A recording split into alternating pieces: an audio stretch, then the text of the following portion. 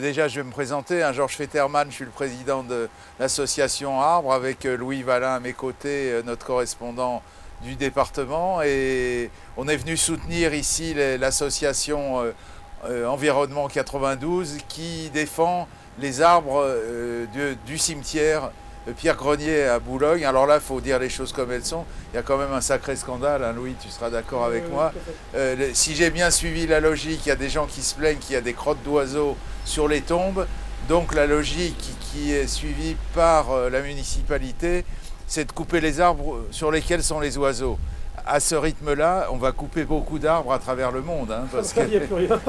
Il n'y aura plus rien.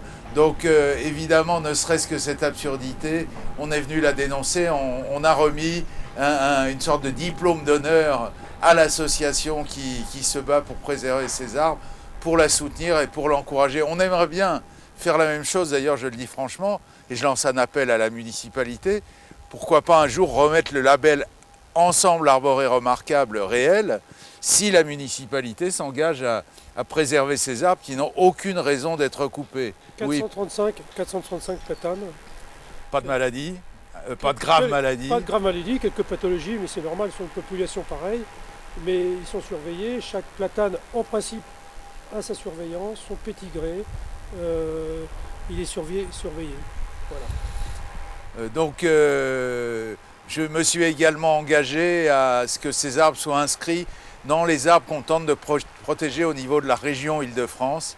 Ça va se régler demain, j'espère que ce sera un plus pour protéger ces arbres qui ne demandent qu'une chose, comme souvent on le dit, qu'on les laisse tranquilles et qu'on laisse tranquilles les oiseaux. Je signale d'ailleurs qu'on avait un soutien important, non seulement d'habitants du département et de la ville, mais en plus on avait le soutien des oiseaux puisqu'on a été accueillis par les mésanges bleues et charbonnières et par les perruches à collier qui montrent d'ailleurs au passage que ce ne sont pas que des pigeons qu'il y a dans ce cimetière, mais il y a une avifaune, comme on dit, un ensemble d'oiseaux qui ont besoin de ces arbres.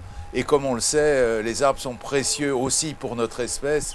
Il n'y a plus besoin de prouver le rôle climatique de ces arbres, le rôle écologique dans la vie de tous les jours pour notre espèce. Donc soutien logique, affirmé, et on espère que ça va déboucher et qu'on sera entendu. Tout à fait. Et GNSA d'ailleurs nous a soutenu aussi, le groupe national de sauvegarde des arbres, Thomas nous a soutenus, hein, n'est-ce pas? Thomas Braille, je l'ai eu au téléphone hier appelant à soutenir l'action ici, et qui va, je pense, et j'en suis sûr, rendre largement compte via les réseaux sociaux de cette initiative qui fait partie d'un tout pour une meilleure protection des arbres.